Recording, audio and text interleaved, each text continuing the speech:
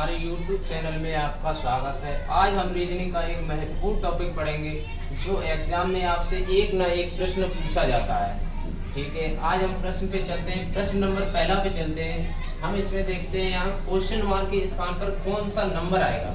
ये देखिए question mark लगा है, ये भी लगा है, ये भी देखिए ये क्वेश्चन मार्क लगा है। यहाँ पर हम देखेंगे कौन सा नंबर आएगा। अब यहाँ से हमें पता लग रहा है कि 1 से 2 पर जाने पर हमें कितना प्राप्त हो रहा है, 1 जुड़ रहा है। उसके बाद 2 के बाद हमें लग रहा है ये नंबर चल रहे हैं 1 2 3। उसके बाद हमारा प्रश्न वाचक के स्थान पर कौन सा नंबर आएगा। ठीक है, आपको समझ में आया अगले मैंने चार्ट लिख दिया। जैसे ये नंबर लिखे हुए हैं 1 2 3, जैसे कि इसमें 1 जुड़ा, 1 के बाद इसमें इधर से चलते हैं तो इसमें भी 1 जुड़ा, फिर इसमें 1 जोड़ने पर कितना आएगा 4। ठीक, आई होप आपको समझ में आया होगा।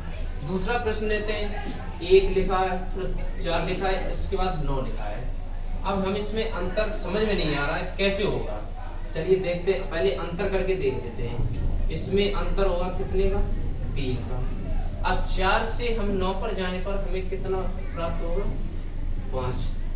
तो मुझे लग रहा है विषम संख्या जुड़ रही है। पहले 3 जुड़ा, फिर 5 जुड़ा, 5 के बाद कितना जुड़ेगा, 16। 5 3 यहाँ जुड़ा, फिर 5 जुड़ा, 5 के बाद कितना जुड़ेगा, जैसे मैंने यहाँ पे लिख दूँ, यहाँ पे 3 जुड़ा, फिर 5 जुड़ा। मुझे लग रहा है कि ये विषम संख्या जुड़ रही है। विषम संख्या में हम देखते हैं, विषम संख्या जैसे कि 3 पे हमारी विषम संख्या है, फिर 5 हमारी विषम संख्या है, उसके बाद हम 7 जोड़ देंगे, ये भी हमारी विषम संख्या है। तो 4 9 में हम जब 7 जोड़ते हैं तो हमारा कितना, 16 प्राप्त होगा। ठीक, तीसरा प्रश्न लेते हैं। तीसरे प्रश्न में देखते हैं, पहले 1 लिखा, फिर 8, फिर उसके बाद 27। 1 अब मुझे समझ में नहीं आ रहा, यहाँ पे कितने का अंतर, 7 का अंतर। 7 के बाद 27 पर जाने पर हमें कितना अंतर दिख रहा है, 27 में से 8 हम माइनस करेंगे तो हमारा 19 आएगा। आप 19, इसमें बहुत ज्यादा डिफरेंस हो रहा है, तो मुझे लग रहा है ये नहीं होगा। अब इसमें और कोई लॉजिक लगाना पड़ेगा।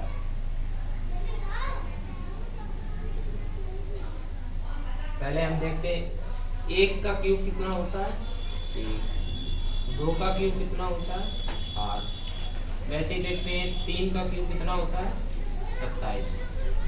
यहाँ पे हो रहा है, देखो 1 का क्यूब 1, 2 का क्यूब 8, 3 का क्यूब 27। इसके बाद हमारा 4 का क्यूब यहाँ हो जाएगा 64।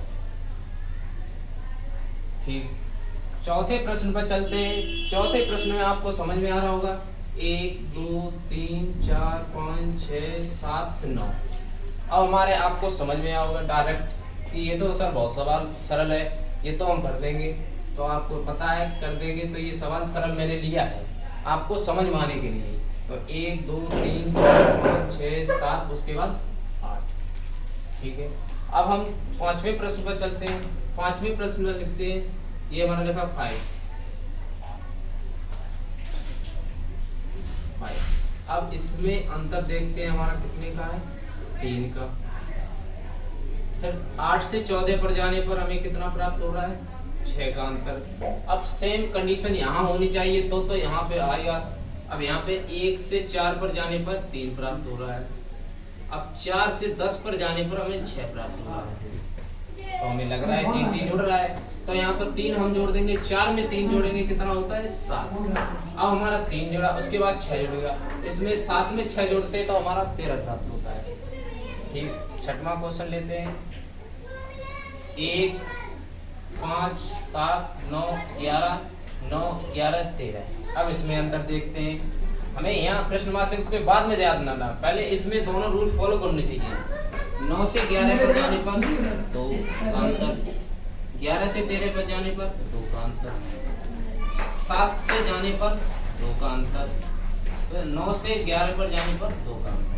मुझे लग रहा है 2 का अंतर हो रहा है, तो 1 से 2 जोड़ेंगे कितना होगा, 3।